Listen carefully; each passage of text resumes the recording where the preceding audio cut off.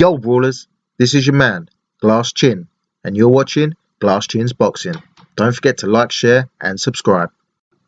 Yo brawlers, this is just going to be a quick video. I've been repeatedly asked over the last few weeks what I think about the Tyson Fury and Dillian Whyte negotiations and the 80-20 split that was ordered by the WBC. I have refrained from making a video as I really wanted to see how it all played out. I know many are making a big thing about the WBC rule that the interim champion can get up to 45% in special circumstances.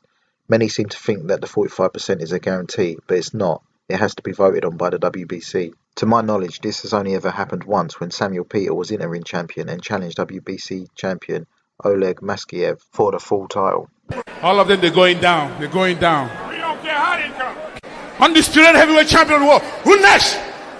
Who here remembers that crazy post-fight interview after Peter won the title? For those of you who don't know, the reason Peter got a 45% split was after winning 2 eliminators. His mandatory shot was once delayed because Maskiev was injured, hence why Peter was allowed to fight for the interim title. Once Maskiev was ready to fight, the WBC allowed him to sign to fight the champion in recess, Vitaly Klitschko, with Peter accepting step-aside money. Klitschko himself then got injured and had to pull out, so the champion versus interim champion fight was made, with Peter getting a 45% split as compensation for the fight getting delayed twice, fighting 2 eliminators and missing out on his step-aside money. So it wasn't just a case that Peter was guaranteed a 45% split just because he was interim champion.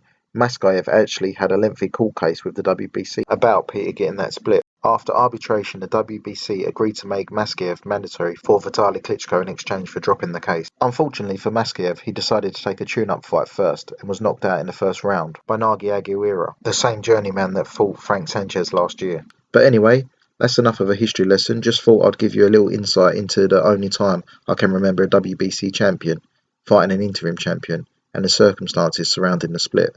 When the 80-20 split was first announced for the Fury vs Whyte fight, I genuinely did feel bad for Whyte and thought the WBC was taking the piss. Even as mandatory, I thought at minimum he would get the standard 70-30 split. But, yep, here comes the but. After looking into their previous purses, the split does actually make sense.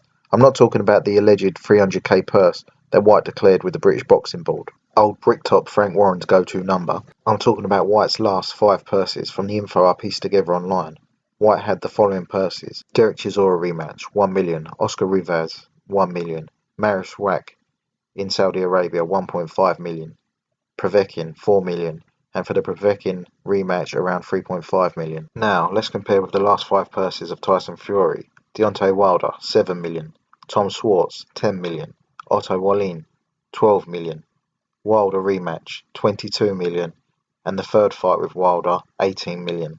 So actually, I think financially it would make sense with an 80-20 split, seeing as Fury just earned 5 times Whyte's purse in his last 2 fights alone. I think that Matra and clawing to this 45% split is complete pie in the sky comparing their recent earnings. To be completely unbiased, I would factor in the fact that this is a stadium fight in the UK, so Whyte does bring value in that sense.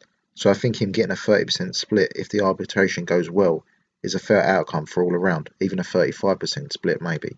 What do you think, brawlers? Do you agree with my assessment, or do you think that the WBC are doing Whyte dirty? Please, I would love to hear your thoughts in the comment section. I will put up a poll so you can vote on if you agree with the split or not. As always, brawlers, don't forget to like, share and subscribe, and I'll see you on the next video.